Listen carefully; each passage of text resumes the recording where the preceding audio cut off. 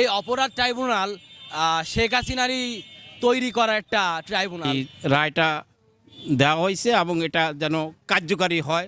আইনের যেই স্পেসিফিক যেই শাসনটা আমরা চাই, সেই শাসনটা আর কি আজকে প্রতিষ্ঠিত হয়েছে এই ফ্যাসিস্ট হাসিনার আপনার ফাঁসির রায়ের মাধ্যমে। দর্শক, আমি এই মুহূর্তে অবস্থান করছি শিল্প বাণিজ্য ও বন্দরনগরী নওপাড়ার স্বাধীনতা চত্বর এলাকায়।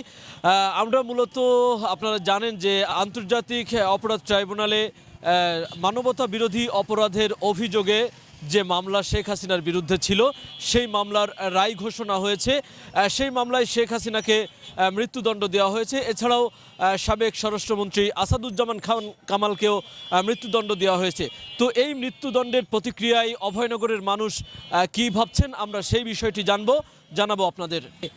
দীর্ঘ প্রায় 1 বছর পার হয়ে গেছে জুলাই আন্দোলনে। প্রায় অনেক শিক্ষার্থী, অনেক শ্রমিক, দেশের শ্রমজীবী মানুষজন মারা গেছে এই ছাত্র আন্দোলনে। সেখানে মারা যাওয়ার পরে মানুষের যে প্রতিক্রিয়াটা ছিল, আসলে আমরা আইনের শাসন এই 17 বছর তেমন দেখিনি, যে আইনের যেই স্পেসিফিক যেই শাসনটা আমরা চাই, সেই শাসনটা আর কি আজকে প্রতিষ্ঠিত হয়েছে এই ফ্যাসিস্ট হাসিনার আপনার ফাঁসির রায়ের মাধ্যমে।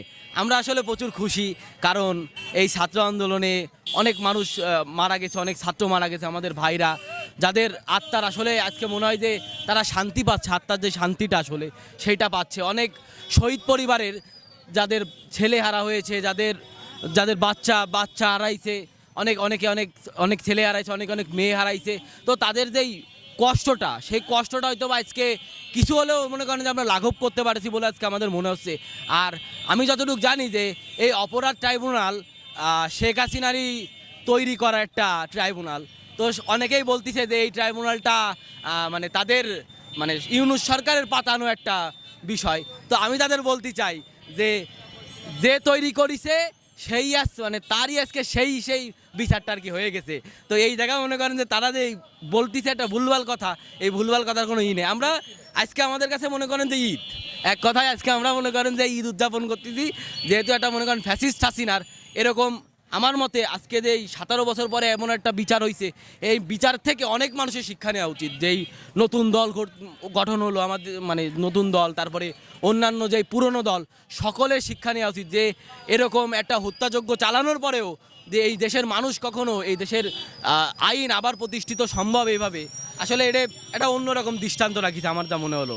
আমরা মনে করি যে এটা জাতির আকাঙ্ক্ষা ছিল যে একটা সুষ্ঠু সুন্দর বিচার দেখতে চায় জাতি।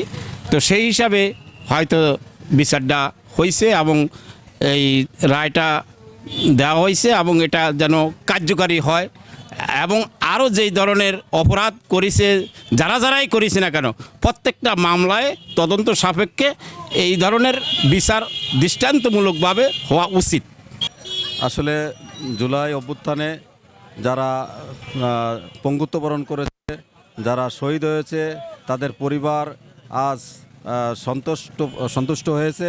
আমরাও সন্তুষ্ট যে স্বৈরাচার যত বড় শক্তিশালী হোক না কেন, তার যে বিচার হয়। আপনি কি শিশু ও কিডনি রোগের বিশেষজ্ঞ ডাক্তার খুঁজছেন? তাহলে আর দেরি না করে আজই যোগাযোগ করুন ইউনিক ডায়াগনস্টিক অ্যান্ড কনসালটেশন সেন্টারে। এখানে নিয়মিত রোগী দেখছেন ডাক্তার মোহাম্মদ আওরঙ্গজেব, গাজী প্লাজা, সরকারি হাসপাতাল রোড, নওপাড়া, অভয়নগর, যশোর।